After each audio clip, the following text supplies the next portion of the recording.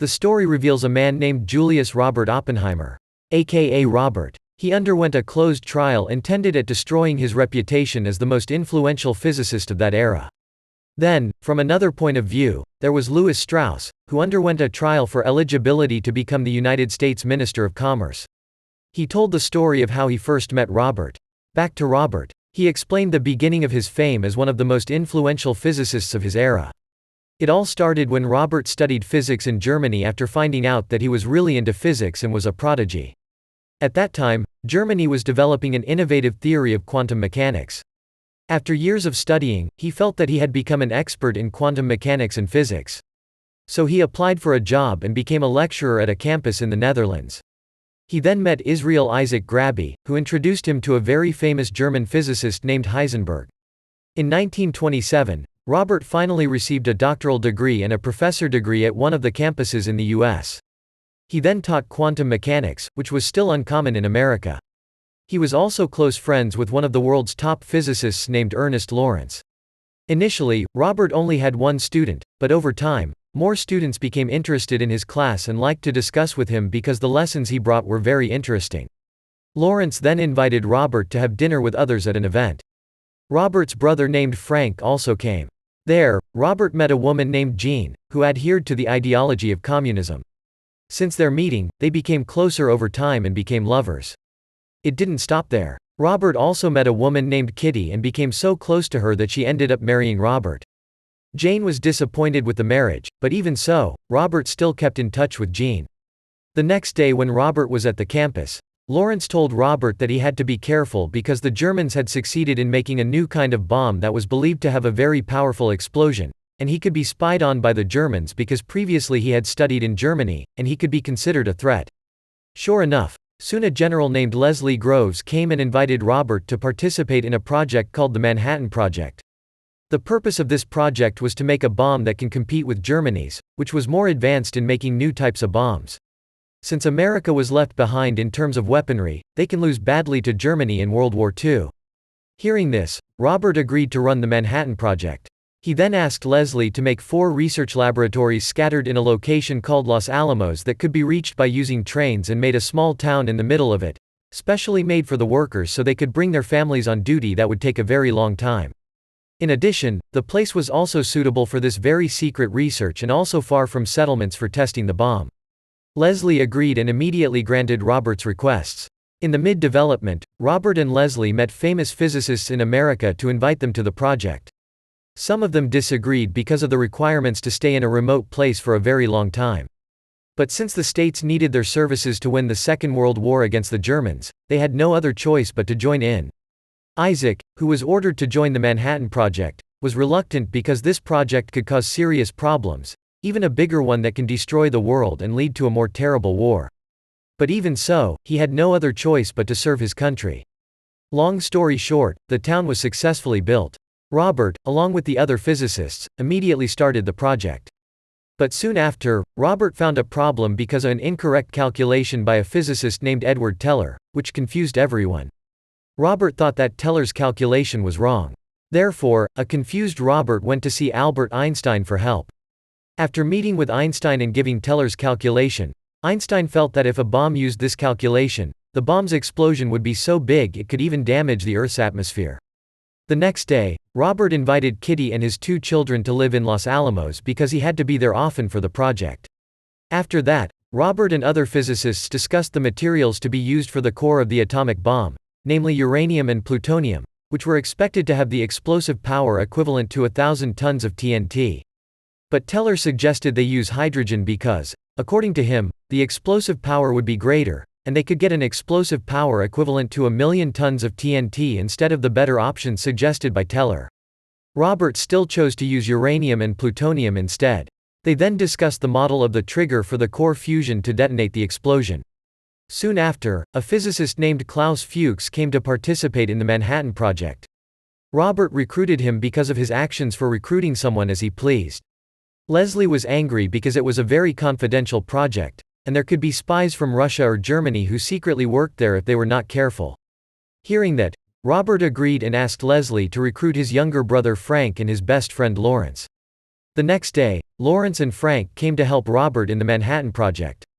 In between the project, Robert also secretly went to meet Jean several times without Kitty's knowledge. They even tend to spend the night together. A few days later, during a meeting, Robert's colleagues boasted that they were not making a new weapon but a new history because the bomb will be a big breakthrough. One day, Robert got the news that Jean had killed herself in the bathroom of her apartment, allegedly due to depression. But there was another opinion that Jean was killed by the American government because she adhered to the ideology of communism, just like the Germans. Jean's death was a hard blow for Robert. After Robert went over his sorrow, he and the others got into trouble because their research was not showing any significant progress. Meanwhile, Teller made the other physicists annoyed for researching the hydrogen bomb, which they decided not to make. So the other physicists wanted Teller to leave the project. Robert finally intervened and started overhauling all the tasks of his colleagues. Klaus Fuchs was appointed by Robert to replace Teller's tasks. Not wanting to lose Teller, Robert finally allowed him to do any research he wanted and would invite him for a meeting once a week. After the tasks were overhauled, the making of the atomic bomb finally progressed. They started by making the model of the atomic bomb, building the tower for the bomb test later, and also testing the mini-scale of the bombs. Feeling progress was made, Leslie asked Robert to complete the bomb in July. Inevitably, Robert had to agree, even though he told Leslie earlier that the bomb would be finished in September. Robert came to a meeting attended by several officials and a military general. They discussed the location to drop the bomb on Japan because the Nazis had been defeated, even though the bomb was originally made to destroy Germany. They initially wanted to drop the bomb on Tokyo, but it was opposed because there would be just a few casualties. They all finally agreed to drop the atomic bomb on two cities, namely Hiroshima and Nagasaki, because these two cities were Japan's military headquarters. Moreover, it was estimated that there would be a lot of casualties, and for sure, Japan would be forced to surrender. Long story short, Robert succeeded in perfecting his atomic bomb and intended to test it by dropping it from the top of the tower that has been prepared. All the physicists worked together to prepare the test by assembling a smaller scale of the bomb. Not only that, Robert and the others also made several posts with calculated distances for them to see the explosion from the atomic bomb while avoiding the harm caused by the shockwave. They intended to test the bomb at night so they could clearly see the explosion when the night came. Unfortunately, the weather was not suitable for the test, so the trial inevitably had to be postponed. Even though it was postponed, they all still had to prepare for the test by checking the bomb periodically. After the ring stopped, Robert started the test. One of the physicists was also asked to see the changes in the electric current because the slightest change could be fatal. The test went as expected, and people were very happy because with the help of the atomic bomb, Japan would be defeated, and the Second World War would end. Everyone in Los Alamos congratulated Robert for his brilliance in leading the research. The next day, after the test succeeded, they managed to build two atomic bombs with a larger size and explosive power. The two bombs would be dropped on Hiroshima and Nagasaki. Soon after succeeding in making the atomic bombs, Robert somehow felt that his invention might also trigger another war between countries. On August 6, 1945, the city of Hiroshima, Japan, was successfully bombed using an atomic bomb for the first time. Of course, that made the military soldiers very happy with the landslide victory of America. But not for physicists, because thanks to their invention, many innocent civilians were also affected. America's big victory. Famed Robert Oppenheimer's name to the whole world. Robert then went to an event to speak in front of many people who were very happy about his invention. But even so, Robert continued to feel guilty for the death of many people in Japan. He even began hallucinating. The next day, Robert met with the President of America at that time, Harry S. Truman. The President congratulated him on his invention, which managed to save the lives of many American soldiers. During a meeting, Robert told the President that they had to develop cooperation in the field of atomic energy because Russia would certainly try to develop a bomb that was more powerful than what they had. Hearing the explanation, the President ordered the advancement of Los Alamos for better explosive testing and manufacturing. But Robert, who was still reluctant because of the atomic bomb he invented and the feeling that he had killed many innocent people, made the President angry. The President said that the world certainly didn't care who made the bomb, but who dropped it. And indirectly, President Truman was definitely responsible for the deaths. That night, Robert attended a meeting where he met Lewis, who told him that the person he recruited earlier, namely Klaus Fuchs, is a spy from Russia. Thanks to Robert's negligence, he was suspected by the FBI of being a Russian spy. Robert also attended another event where they announced the number of deaths from the bombings of Hiroshima and Nagasaki. This made Robert's disappointment in himself even greater. After that, Robert met Teller, who told him that the discovery of the atomic bomb did not end the Second World War. Instead, it was the beginning of the First Cold War between America and Russia. After his sacrifice for the nation, he started facing many problems. One of them was his problem with Lewis, who felt humiliated by him during the trial for the export of atomic bomb material. Lewis hated Robert even more because he considered that Robert had incited Albert Einstein to hate him. When he brought Robert together with Einstein, therefore, Lewis contacted someone named William Borden to investigate Robert's past, who had been close to several Germans and was also accused of being a Russian spy.